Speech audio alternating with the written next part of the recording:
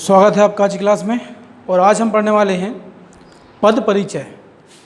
तो पद परिचय क्या होते हैं, पहले ही हम देखते हैं कि पद परिचय हम क्यों पढ़ते हैं। तो यदि कोई वाक्य है तो उस वाक्य में जो एक पद, एक शब्द आता है, एक पद आता है, उस पद का परिचय ज्ञात करने के लिए पद परिचय हम पढ़ते हैं। तो जैसे कि मान के चलते हैं वह है सागर जाता है, इसमें सागर दे दिया कि सागर पद का या सागर शब्द का पद परिचय लिखिए। तो ये व्याकरण की दृष्टि से इसका किस किस व्याकरण के भाग से संबंध है, ये जानने के लिए पद परिचय हम पढ़ते हैं। तो वैसे देखा जाए तो ये बहुत सरल ही चैप्टर है।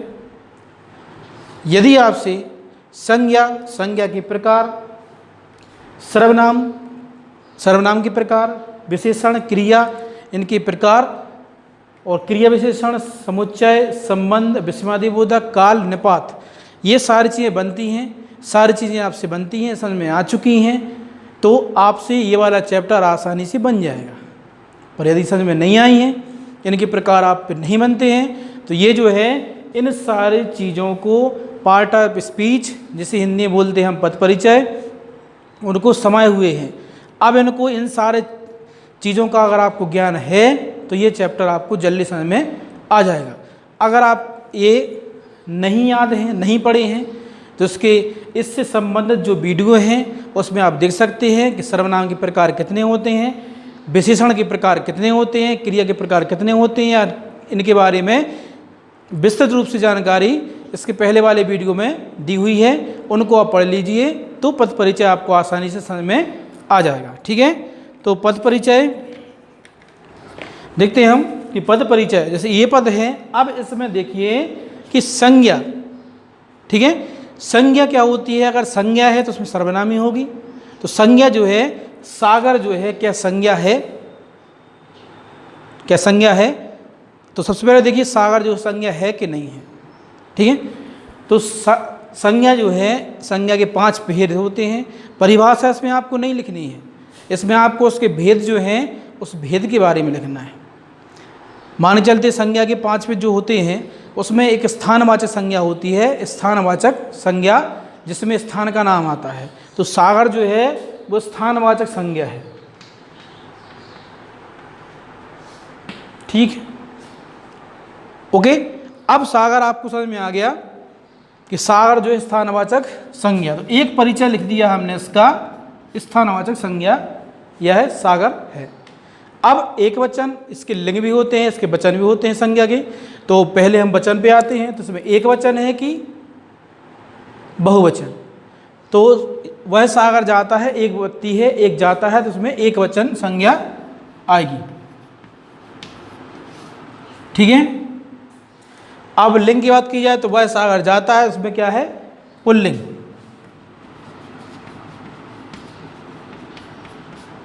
ठीक, अब इसमें देखते हैं हम कि जो ये संज्ञा से लेकर क्रिया तक होते हैं ये कहलाते हैं विकारी शब्द, और ये अविकारी। विकारी शब्द क्या कहलाते हैं। विकारी शब्द में क्या होता है कि विकारी शब्द जब हम संज्ञा के साथ क्रिया या लिंग या वचन को बदलते हैं, उसके साथ उसके अन्य शब्द भी बदल जाते हैं, वो कहलाते हैं विकारी शब्द। मान चलते हैं वह सागर जाता है, लड़का जा रहा है तो जाती है। अगर वह सागर लड़की जाती है तो इसमें यहाँ पर भी बदल जाएगा, ठीक करनी पड़ेगी आपको। तो आपने यहाँ परिवर्तन किया, यहाँ परिवर्तन कहीं ना कहीं हो जाता है, तो वो कहलाते हैं विकारी शब्द। और परिवर्तन जिसमें नहीं होता है, न काल के अनुसार, न नियम के अनुसार, न लिंग के अनुसार, न वचन के अनुसार, वो कहलाते हैं अविकारी शब्द। जैसे अविकारी शब्द में यह है, ये इसका परिवर्तन कभी नहीं होता। जैसे और, इसका परिवर्तन कभी नहीं होता, तो ये कहलाते हैं अविकारी शब्द जिनका परिवर्तन नहीं होता। ये कहीं भी आए, अगर आप इसमें लिंग परिवर्तन करते हैं तो भी इसका कोई परिवर्तन नहीं होगा, आप वचन करते हैं तो भी इसका परिवर्तन नहीं होगा। ठीक है, तो इसमें वचन लिंग के अनुसार परिवर्तन नहीं होता है तो अविकारी शब्द, और होता है तो विकारी शब्द। तो यदि आपके इसमें से कोई प्रकार आता है पद परिचय का, तो आप विकारी शब्द भी इसमें लिख सकते हैं। इसमें विकारी शब्द भी हो जाता है, तो इसका हो जाता है ये पद परिचय। ठीक है, तो ये आपका पद परिचय का चैप्टर है। इस चैप्टर में आपको संज्ञा के 5 प्रकार होते हैं, जी आपको 5 प्रकार इसके पता होना चाहिए। सर्वनाम के 6 प्रकार होते हैं, 6 प्रकार आपको याद होना चाहिए, पता होना चाहिए। विशेषण के 4 प्रकार होते हैं, ये आपको पता होना चाहिए, तब इस पद परिचय को आपसे आसानी से बन जाएगा। क्रिया विशेषण की 2 प्रकार की होती है, अकर्मक और कर्म के आधार पर, रचना के आधार पर। तो रचना के आधार पर 8 प्रकार होते हैं, कर्म के आधार पर 2 प्रकार होते हैं। तो ये दोनों प्रकार आपको पता होना चाहिए। विशेषण, क्रिया विशेषण के 4 प्रकार होते हैं, ये संबंध बोधक शब्द होते हैं, समुच्चय बोधक और विस्मादि बोधक। ये सारी चीज़ें आपको पता होना चाहिए। अगर पता है तो आसानी से ये बन जाएगी, अगर पता नहीं है तो इसके जो संबंधित वीडियो डले हैं उस वीडियो पर आप इनके पहले प्रकार याद कर लीजिए, और प्रकार के बाद इस चैप्टर को आसानी से आप समझ सकते हैं। ठीक है, चलिए एक और एग्जाम्पल देखते हैं कोर्स में क्या दिया है।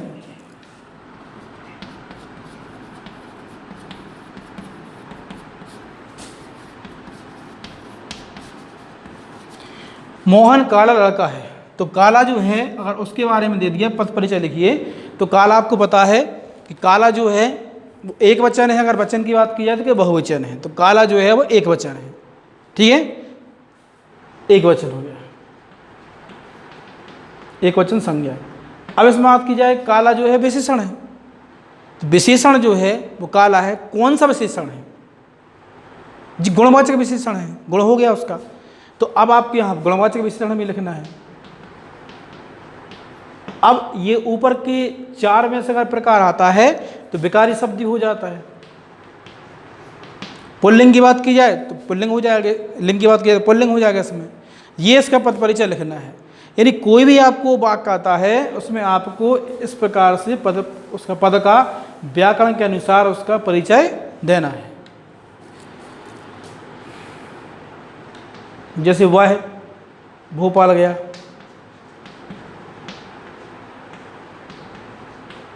अब यहाँ वह का पद परिचय देना है। तो आपको जानती है वह जो है संज्ञा तो है नहीं, इस हम शुरू करेंगे यहाँ से देना उसको परिचय। तो संज्ञा है नहीं, सर्वनाम देखते हैं। सर्वनाम है तो सर्वनाम में कौन सर्वनाम है? पुरुषवाचक। ठीक है, पुरुषवाचक जो है, पुरुषवाचक भी 3 प्रकार के होते हैं। अब कौन सा पुरुषवाचक है? प्रथम पुरुषवाचक कि मध्यम पुरुषवाचक कि अन्य पुरुष? तो ये कौन सा है?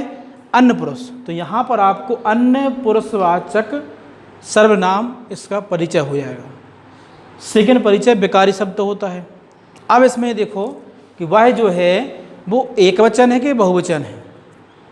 एक वचन है, वह में एक व्यक्ति जाता है, एक वचन हो जाएगा। ठीक है, अब भोपाल गया, ये कौन सा लिंग है? पुल्लिंग। तो ये सारी चीज़ें जो है पद परिचय में आपको लिखनी है। ठीक है, तो पद परिचय में हम इनके अध्ययन के बाद आसानी से समझ पाएंगे। तो ये हो जाएगा इसका पद परिचय आपसे बन जाता है, इसके प्रकार बन जाते हैं, तो पद परिचय आसानी से बन जाएगा।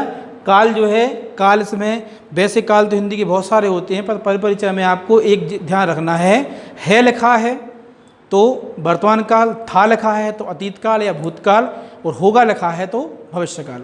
ठीक है, अब देखते हैं अंतिम जो है इसका निपात का कहलाते हैं। निपात, निपात कहलाते हैं जब वाक्य में संज्ञा क्रिया पर जोर देने का काम किया जाता है। जिन शब्दों से जोर देने का काम किया जाता है उसे कहते हैं निपात। जैसे ही, भी, जैसे आपको आना पड़ेगा। ठीक है, ये सिंपल सी बात हो जाती है। इसमें भी जोर दिया गया है पर सिंपल, आपको आना ही पड़ेगा। तो ही जो है वो यहाँ पर निपात का काम करता है। निपात क्या होते हैं? सर्वनाम को निपात जो होते हैं उस वाक्य में जोर देने का काम करते हैं। आपको भी जाना पड़ेगा, आपको ही आना पड़ेगा, आपको आना पड़ेगा। ठीक है, आपको ही आना पड़ेगा, ये निपात जो है ये जोर देने का काम करते हैं। आपको भी जाना पड़ेगा, भी। ठीक है, तो ये हो जाती है निपात। क्लियर? तो आज क्लास में आपने पद परिचय के माध्यम से इन पद का परिचय देखा। यदि आपसे ये वाली चीज़ें बन जाती हैं, आपको तुरंत याद आती हैं, तो आप देख सकते हैं कि इसमें उस पद का व्याकरण के अनुसार कहाँ पर उसका परिचय, कहाँ परिचय है, कहाँ पर नहीं, कहाँ परिचय है, कहाँ उसका परिचय दिया गया है, कहाँ उसके प्रकार दिए गए हैं। ठीक है? तो अगर आपको इसके प्रकार पता है तो आपसे ये चैप्टर आसानी से बन जाएगा। ठीक है? तो एग्ज़ाम के अगर दृष्टि से देखा जाए तो एग्ज़ाम में भी यही चीज़ें आती हैं। उसमें पता चला कि 4 उसके परिचय दे दें। अब आपको ये देखना है कि 4 परिचय में से कौन सा परिचय आता है। अगर आप देख लेते हैं कि सर्वनाम है, तो सर्वनाम लिख दिया आपने, सर्वनाम है तो उसका परिचय नहीं कहलाया। सर्वनाम में कौन सा सर्वनाम है, तब उसके परिचय के आपको नंबर मिलते हैं और वो आपसे फिर बन सकता है। ठीक है? तो मिलते हैं नेक्स्ट क्लास में एक नए चैप्टर के साथ।